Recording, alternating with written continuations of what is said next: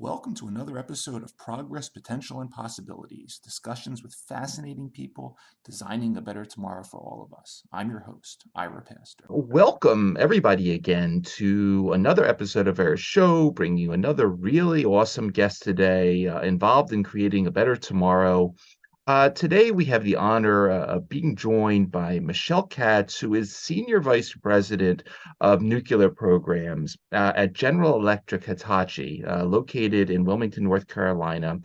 And Michelle has over 18 years of experience, demonstrated managerial and technical expertise in nuclear regulatory affairs, and is currently responsible for ensuring world-class quality, continuous improvement, regulatory affairs, and oversight of environmental health and safety programs at the organization. She manages a multi-million-dollar budget, over a 30-member organization. And she's responsible for providing, amongst many things, licensing and quality leadership and guidance to support nuclear fuel facility licensing, their current nuclear fleet fuel reload and outage licensing activities, as well as new reactor and new fuel opportunities, technical regulations and standards, as well as oversight of General Electric Hitachi's Vallecitos and Morris sites. Prior to joining the GE-Hitachi organization, Michelle worked for the United States Nuclear Regulatory Commission, where she held positions of increasing responsibility, including starting as a nuclear reactor inspector stationed on site at various nuclear power plants, moving up to policy advisor to the Presidential Appointed Nuclear Regulatory Commission Chairman. She holds her bachelor's degree in nuclear engineering from North Carolina State University, currently working, will be graduating with her MBA in a couple of months. And she's also, in addition to doing all that, she's also on the board of an interesting organization called Smart Start of New Hanover County, which is an organization focusing on building bridges to develop, sustain, and enhance health, family support, and early education services for children ages birth to 5. A lot of interesting topics to get into with her today. Michelle Katz, thank you so much for taking the time to come on our show. Thank you so much for the opportunity. I appreciate it. Yeah, I really enjoyed reading about you, Michelle, and I would love to start out the show as we typically do, just hearing a little bit more about you, a little bit about your background, everything from where you grew up, sort of when you caught the nuclear bug. It seems like quite early on. Take us into that early story, if you would.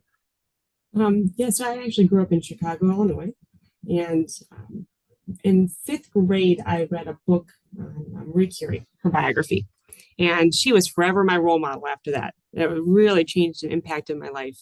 In 6th grade, I ended up moving from Chicago to North Carolina. It was a really stressful time in my life.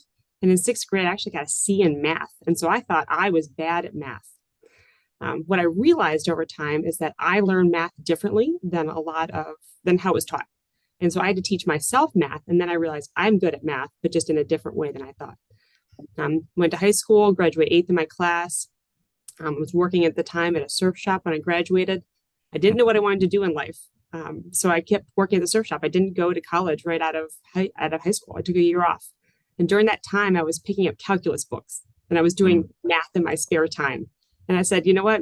I am in the wrong spot in my life and I need to go to college for math and for physics. Really love math and physics. I started at UNCW here in Wilmington, North Carolina. And I realized that those come very easy to me. So I wanted something that I didn't want to be a professor, I didn't want to teach, but I wanted to do something where I could actually use math and physics to create something. So, that's really how I got into it. by just reading that book back in fifth grade. It's really impacted my life.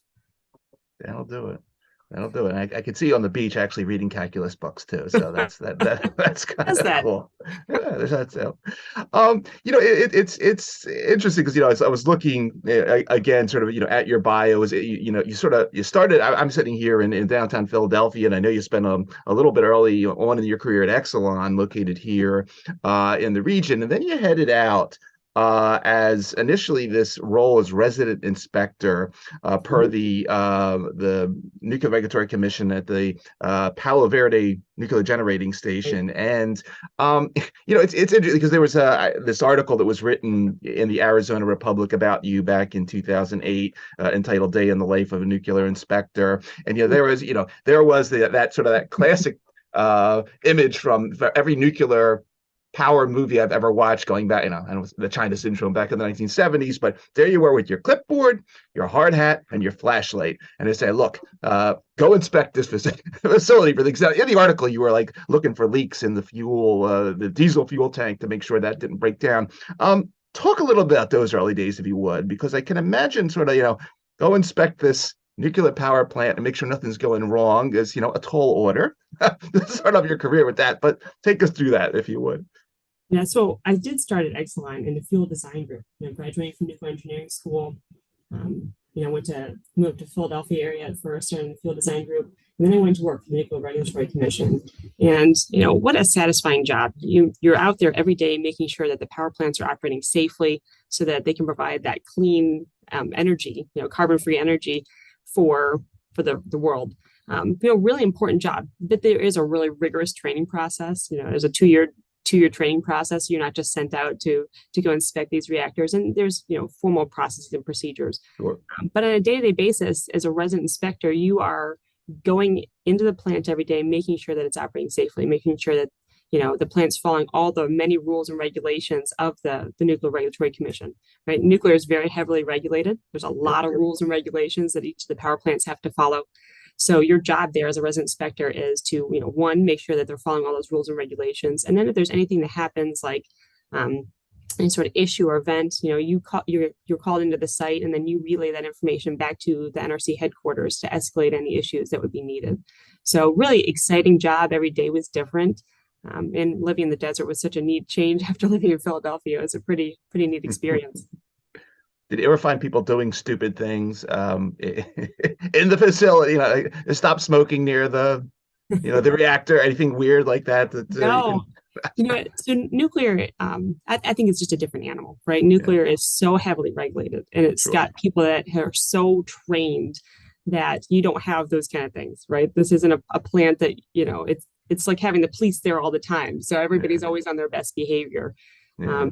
But Arizona, it was more of the wild animals I'd find. There would be a mountain lion out by, a pond, or, black widows or a rattlesnake in this building kind of thing than people issues. Wonderful. So you move on, you spend, quite a bit of time at the Nuclear Regulatory Commission. You have these escalating responsibilities. You move on now to General Electric Hitachi, and the organization has this, as you were just mentioning, this important mission of providing this carbon-free power to the world. Both, General Electric and Hitachi, the joint venture, or the organization, was formed back in 2007, I believe. But obviously, GE and Hitachi go back, a century each. GE, I guess, maybe a little more familiar with here as being sort of a nuclear power company that, in the early days of nuclear got started. Hitachi, I guess, more of us may be familiar at least on the U.S. East Coast here, of appliances and stuff, but been in the energy business as well. Take us a little into the company itself, a little bit about when and why it was formed, and a little bit about its mission. Right. So GE-Hitachi is the nuclear arm of GE, right? So there's you've got the different organizations in GE. The one here in Wilmington is the nuclear division. We also share the site with the aviation division. But GE Wilmington has been here making fuel since the 1960s. Really been in the community for a long time. And they design plants. We for customers to build, and then we provide the fuel. We provide services for outages. Really the whole package for these nuclear power plants. And, when I left the Nuclear Regulatory Commission, like you said, I'd done everything from resident inspector, the senior resident inspector up at Indian Point outside of New York City, senior resident down in Wilmington, or, down here in North Carolina. And then, everything up to that policy advisor for the Presidential Appointed Chairman. And, from a nuclear engineering background, I really wanted to go out and, I'd regulated, I'd, seen, I'd learned so much from that experience with the Regulatory Commission, but I really wanted to go out and build something, be a part of a new project, something as a nuclear engineer that I could say, I was a part of this historic time period. So, GE, like I said, we've been building reactors for many, many years. They've been in the nuclear, I think they started working in nuclear physics in 1939. Yep. It's been quite an adventure. But I really wanted to be a part of that, like the new builds, the new reactors. I used to walk those power plants, be so amazed and be like, who did this? Who built this? This was history in the making. And now, here we are in this clean energy revolution, and we need nuclear power now. So, being a part of that history is so exciting. Absolutely. And there's obviously several important pieces of this portfolio. And I think just because of all the press it's been getting lately, I think a great place to start off would be the BWRX 300, the small modular reactor, water cooled, natural circulation, and has obviously safety benefits, cost benefits, because it's a lot smaller than anything I've ever seen in the reactor, and then the ability to deploy these things. I think there's been a couple press releases lately that you're working with groups in Canada and Estonia. You're starting to get this technology out there. Take us through a little bit of sort of the world of small nuclear reactors, and sort of a little bit of the history of how we've come from sort of the very large ones that I see sort of in the general area here to where we're going today with the BWRX 300. Yeah, so in general, most of the nuclear reactors that are out there are these large reactors, right? They're over 1,000 megawatts electric, but they do take a lot of capital up front to build, and it takes a lot of time to build these reactors. You could end up in a situation where you're 10 to 15 years from the start of a project to actually having a reactor built and operational. What we realized over time is that people are looking not just for the big reactors, but smaller reactors that they can place closer to cities. And they want reactors that don't cost so much. And startup costs, construction costs, and then to the time scale, right? The construction time needs to be a lot shorter. Like in the window of a presidential term, 4 years or less, or the term of a CEO, you need something that's a much smaller project that can be built a lot more quickly, a lot more cost effectively. So the BWRX 300 is the 10th generation of our boiling water reactor. So it's hence the X in the name. It's 300 megawatts electric. And we know that from making something smaller is you can't just make it smaller and it will be cost effective. You have to make it smaller and less expensive. Yeah. So when you can look at the cost of building a power plant, you're looking at, it's really the concrete, the rebar, and the steel and excavation. They're your big costs. So it's how much steel, how much concrete, and then how many pressure vessels you need to get the desired megawatts. So with our BWRX 300, we simplified the boiling water reactor design. One of the things that we did was quite elegant, was that we pulled the first, our breakthrough technology was our integral isolation valve. So we pulled that first isolation valve off of the reactor vessel and made it via a flange connection to the reactor vessel. And this simple change made the plant a lot safer and allowed us to eliminate many of the pools of water that were needed. Eliminated a lot of the tanks, the pumps and pipes.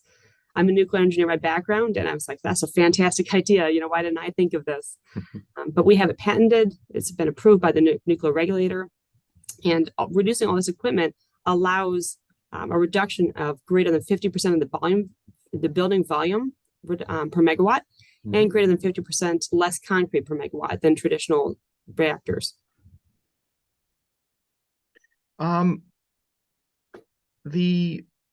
The other, obviously there's other things in the portfolio, but the other one that is clearly a very popular theme nowadays, and you at GE-Hitachi right in the middle of it is this molten salt based reactor, and you also, in addition to the BWRX 300, you have the natrium technology, and are sort of leading the world in getting this sort of component of nuclear out there. And here again, I'll let you speak to the safety benefits and to once again where we've come from old school designs to the molten salt theme, which is quite exciting in many corners nowadays. But talk a little about Natrium, if you would.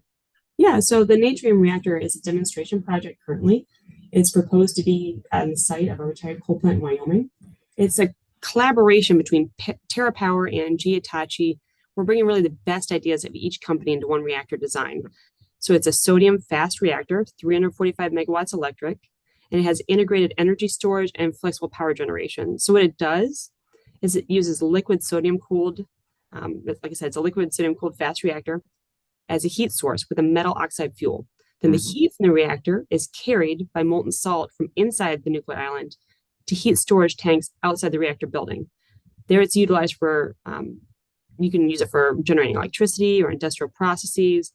It's a great design because it can load follow. So, which means that if you need more electricity in the grid, it could store it and use it when you need more.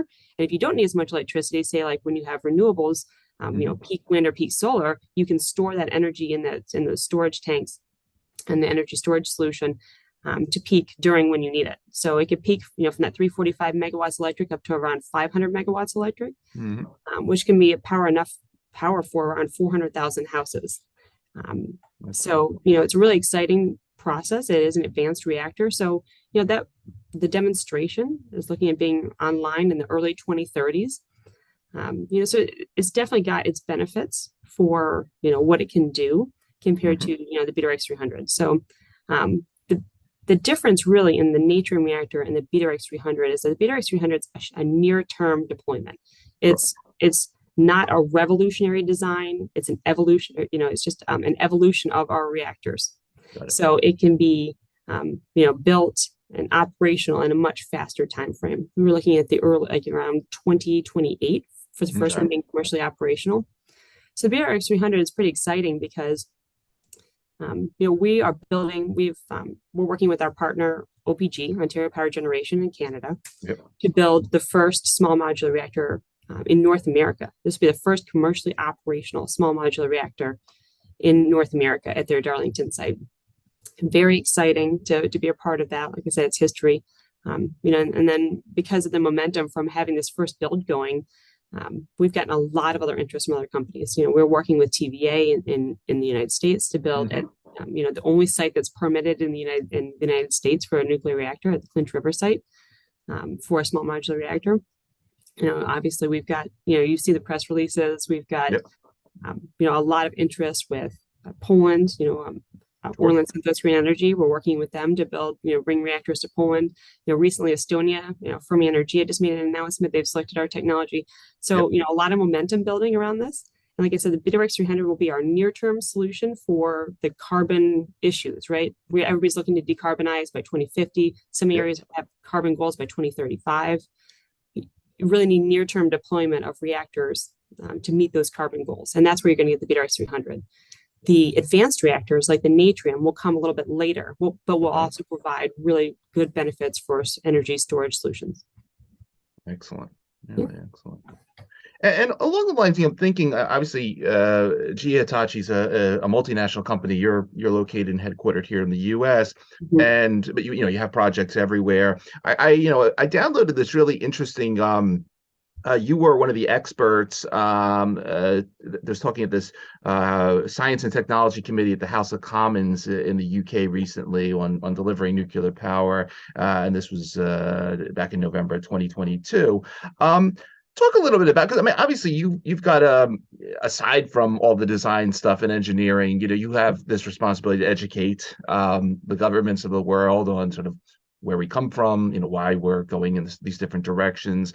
And, there's different countries out there that have different excitement levels about nuclear versus other countries. Talk a little about your sort of government relations component of your position here, because I think it's kind of cool that you're in these sort of high level meetings, giving evidence and expertise.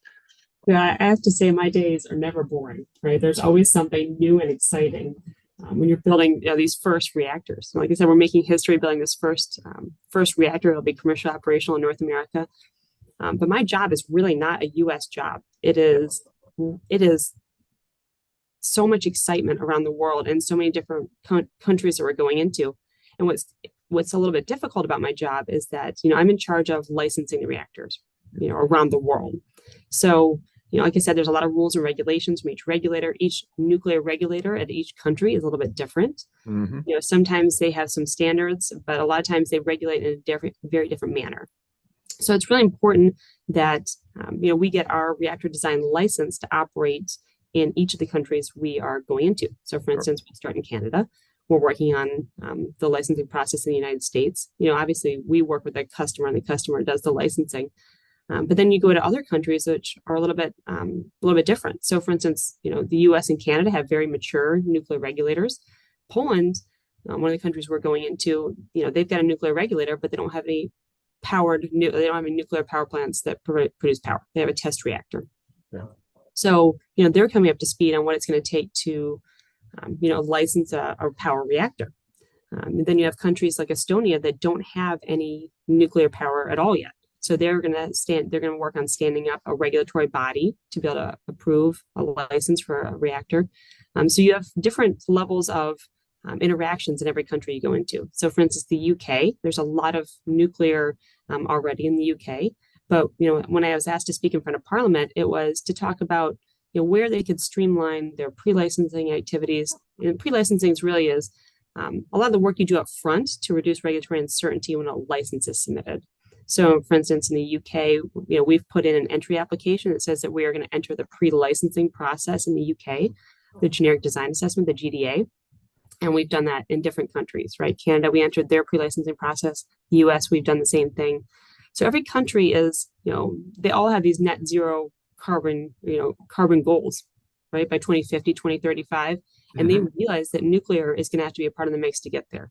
Everybody's electrifying everything. You've got all these electric cars and computers. And so energy demands are really increasing. And then a lot of these places are trying to close their coal plants or shut down, these things that are producing a lot of carbon. So not only do you have, you've got to replace the current, power that's already, you got to replace current power demands, but then you also have way more energy demands. So all these countries now that, maybe not have considered nuclear in the past, some of these other ones, we've gotten interest, from Australia and different countries.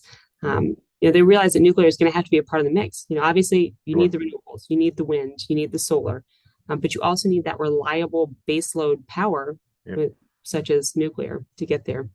Absolutely.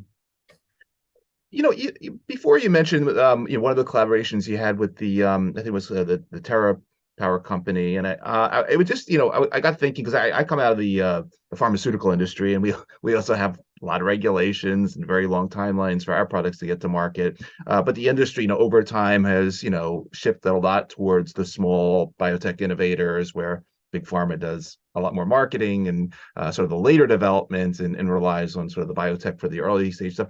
Are you seeing a lot of, are you involved in a lot of, like Terra Power, a lot of sort of early stage innovation, sort of whether it's venture capital or investments in sort of younger technologies, whether they may be startups or some of these other energy tech companies that are on the horizon? Do you do a lot of that sort of prospecting for sort of the technologies of, looking out the 15 to 20 years out there that may be the next step beyond some of these tools that you're working with? Yeah, that's a good question. And some of the things we're doing now do involve these different startup processes. So for instance, how do you take a nuclear power plant like a Natrium or BWRX 300 and use it for, for instance, in the Czech Republic, they're looking at using it for district heating. It's not something we use in the US, but it's something that's really important there, the steam to create, for use for district heating. Then you have places like in the US where the companies want to use a nuclear reactor to power their data centers for, you have all these different, huge data centers that draw a lot of power. Oh, yeah. Then you've got other companies that, make steel, and they are looking at a nuclear power plant, a small modular reactor to to power their processes. So I think with the small modular reactors, you can use them for a lot of different purposes than just the big reactors, which were just to create electricity. So there's a lot of new things out there, and there's things that we're looking at like AI and how that could be used in nuclear power. So a lot of different applications, compared to the traditional big power plants that only produce electricity. And we work at those, those are come up all the time, different opportunities, and even things like space, using, a small modular reactor to power a spaceship to go to Mars, because you can't use traditional fuel. So a lot of these different opportunities are all things that we're looking at and working on. I love those all types of alternatives. It must make your day, as you were saying. Very interesting when you when you get called for projects like that. But that's extremely exciting. Like the space one is interesting because my son, he wants to go to Mars. He's 10 years old and he wants to be the first person to Mars. And I was like, that'd be pretty neat. So he was pretty excited when he heard that he's working on a potential project to go to Mars. Take mom's power system with me. Now that's cool. But speaking of kids, I have three myself, and one's into biology and medicine, and the other's into marketing and business. But I got a third, and he was bitten by the nuclear bug very early. Was given presentations about what went wrong at Chernobyl in the second grade, and everyone was staring at him like he was nuts. And, he joined a nuclear advocacy group a couple of years ago, and he gave a presentation to their whole team on molten salt reactors. So he's sold. That being said, projects, programs, advocacy for that next generation. Anything going on in terms of how we increase the excitement level? Obviously, you're doing a lot of the work at the level of the governments and sort of the large organizations, but for that next generation of STEM thought leaders that are coming along that we want interested in these fission technologies, whatever encompasses the nuclear pie, 20 years out, 30 years out. What's going on there in terms of GE-Hitachi? Yeah, so GE is very we do a lot in the local communities. We do a lot of outreaches at universities. We go to a lot of career fairs. But in general, there's a lot going on broader in the nuclear industry to bring more people in. Because right now, we're at a shortage of people. All this, you have a small pool of people that are all, you need them for the regulators, you need them for the vendor that's building, designing the plant, you need it for the utilities that are going to be operating and building the plants. Yep. So you have a very small group of people for a very big demand right now. So there's a lot of things going on, like for instance, the Nuclear Energy Institute, NEI, they've got different programs to try to bring in more people, get more people interested at a college into the nuclear business.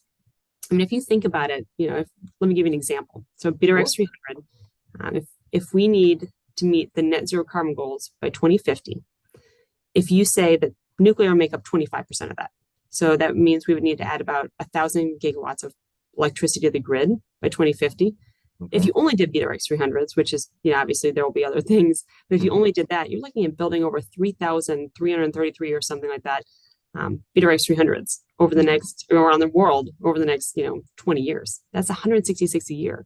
So think about all the people you would need, just welders, people doing just the construction, everybody in all these different organizations are, we're going to need more people. We're going to need more pipelines of people. And this is definitely challenging in the US, but it's challenging elsewhere too. Like for instance, in Poland, not only do they have to, come out with a technical degree, they have to be able to be fluent and speak Polish and write Polish, because all of the submittals to the regulator have to be in Polish. So, definitely we are working on pipelines of people. And I really think we're going to have to start some college programs. Obviously we do internships and things like that, but I think we're going to have to do it on a much bigger scale to really be able to work through all these projects that are coming down the line in the very near term. Obviously safety is a key component towards everything that you do in GE-Hitachi business. Obviously, you learn safety per the Nuclear Regulatory Commission. When it comes to, I guess, being a multinational company, and I'm thinking to the the episode I just did a couple months ago with Lydia Everard from the International Atomic Energy Administration. She's in charge of nuclear safety and security there, and she unfortunately, amongst her responsibilities, has to go and say, "Hey guys, don't shoot, don't have the war around these nuclear facilities, please, because this is my responsibility. Make sure nothing goes wrong here." In terms of external safety issues that you have to think about in your day-to-day, whether it's, hey, should we build the reactor here on whatever, this fault line, or if there's a conflict going, does that stuff filter in a lot? I mean, you get these responsibilities lumped onto your desk also. You got to think about these external problems as well in 2023.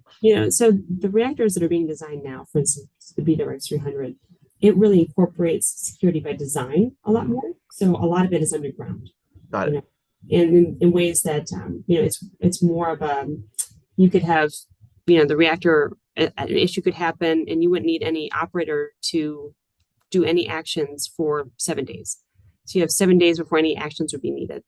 So the reactor designs are definitely evolving over time. With when I worked at the Nuclear Regulatory Commission, it was really important that the reactors operated safely. The power plants that are out there right now, they are extremely safe. They are designed against, worst case, your floods, your earthquakes, your attack by adversary groups. They are designed to protect against all of those things. The new reactors, though, they also are designed for that, but they also have additional design features, like I said, being built underground or, different ways of protection. I can't, talk about all of them, but, definitely it's something that's factored in, for worst case environmental conditions, as well as worst case, adversary attacks. Excellent. Good to know. Yep. Michelle, I've done a couple episodes with this group from the EU that's sort of overseeing the fusion activities over there, called Eurofusion. And I was just wondering, how does, in the world of nuclear sciences and energy, how do the fission and fusion worlds get along nowadays? Are you friends? How do you view one another? And I know obviously very different set of technologies, different time scale and investment requirements, but anything interesting there you could talk about? No, so I'm a nuclear engineer by background, right? So I was actually looking at going into doing my master's in fusion. Okay. So fusion, if you're a nuclear person, fission and fusion, it's just two different timelines. Fission is something that's proven. We've been doing it for a long time, and fusion is the wave of the future. You need people working on both. Sure. So they work fine together. Like everybody's, there's no issues or anything between the groups. However, we don't interact a whole lot, because they would have a different regulatory structure. They would have a different, design. It's very different groups altogether. So very little interaction, but obviously I think fusion is, something that needs people to work on it because it definitely is the energy source of the future, I think. Excellent. Michelle, talk a little bit about, I mentioned, obviously, you have such broad responsibilities, but you also take time for other interests. Talk a little bit about what the Smart Start of the New Hanover County is all about and your involvement there. Yeah. So Smart Start it's a really great initiative in New Hanover County. It's, basically, once kids get into school in kindergarten, they have all sorts of resources, food, help with, any, learning disabilities. They've got all the resources they need once they start school. But there's that time from the time they're born until they start school where a lot of them need, extra help, whether it's learning things, different teachers. So this group, what they do is, it's a Smart Start New Hanover County, is that they determine what the needs are. The different organizations that provide the resources for the kids from birth to first grade or to kindergarten. And, they make sure that they match those resources with the need. So every year we do different fundraisers to raise money for the different groups that we're supporting, the different teachers, the different opportunities. And, a lot of times during these fundraisers, we get people in that have actually experienced, the help of Smart Start and how it changed their life and changed their child's life. So a really great opportunity to help those kids until they hit that kindergarten time frame when they can get all the help from the school system. Excellent. Really excellent. So what else is coming up for 2023? And I know you've been involved in the work with the Parliament. Obviously, you have a lot of projects on the table. Anything else in terms of public facing initiatives, conferences you're going to be presenting at, talks you're going to be giving, anything focused, specifically on the public and further spreading of the nuclear theme and sort of this carbon-free future. Yeah. So the fun thing about my job is that, there's all these different opportunities that come up. The UK Parliament speaking in front of them, that was a surprise, right? So it was pretty exciting. The UK, I really think that that's going to be ramping up very quickly this year for us. We've put in for a request for funding through that process, and we're looking at entering, so that pre-application process. So we're hiring. We've got hiring positions. I've posted positions now in the UK. So things are really going to ramp up there. I'll be over there at some point in time speaking as well. Other areas that are ramping up, obviously Poland, we're starting their process there. We're hiring there like crazy. So if you know any Polish-speaking nuclear engineers, I'll get the word out. Right. Estonia, with their announcement, we expect some work to ramp up there as well. And that one's a little bit more interesting because, like I said, they don't have the nuclear regulator in place. So, and it will be providing a lot more support than we would for instance, a Tennessee Valley Authority or an Ontario Power Generation that already have, nuclear background, have nuclear regulators. So, a lot going on there. There's definitely so much interest around the world. Our reactor is gaining so much momentum that, every week we get new companies coming in saying, what is the BWRX 300? How can we find out more about it? How can we get in line to get one? So every week is, some new surprise. So, obviously, like I said, I for sure have a lot of travel plans coming up, but we'll see how the year pans out. Awesome. Well, we will be continuing to follow you and everything you have going on there, because it's just it's such an exciting position role that you're in now, and bringing these new technologies to the fore. And as you were mentioning, the future is carbon free, and nuclear is such an important piece of that. So really wishing you the best with all that. And there's one final question my son wanted me to ask you while I had you. Do you ever, after a long day at work, do you ever come home and, after having dinner and hang out with your family, if there's anything nuclear themed ever, whether it's a mini series or a documentary or a movie, do you ever watch it, or do you just change the channel? Is that do you get no excitement from any of that stuff? No, I do. I do like to watch it. But you realize a lot of it is propaganda or not technically correct. So for instance, you'll watch something and be like, that doesn't even make sense. Right. So I do watch, the different nuclear programs, the different movies that are out there. I think that, some of them are kind of funny. But generally I try to do things that are not nuclear related. Like I'm learning guitar right now and drums, and there you go. things that use the right brain, the side of my brain than work. You can't forget about that. No, extremely important. No, really great stuff, Michelle. I appreciate you taking us through this journey that you've been on, and realize that, wishing you the best with it. Again, for everybody that's going to be listening to this particular episode of our show across the various podcast networks or watching on the YouTube channel, again, you've been listening to Michelle Katz, Senior Vice President, Nuclear Programs at General Electric Hitachi. Michelle, again, thank you for taking the time out of your schedule to come talk and educate us for a little while. Thank you, obviously, for what you do. And as we say on our show here, thank you for helping to create a better tomorrow through the technologies that you're bringing out. It's a really great story. Thank you. I really appreciate the opportunity today. Great talking to you.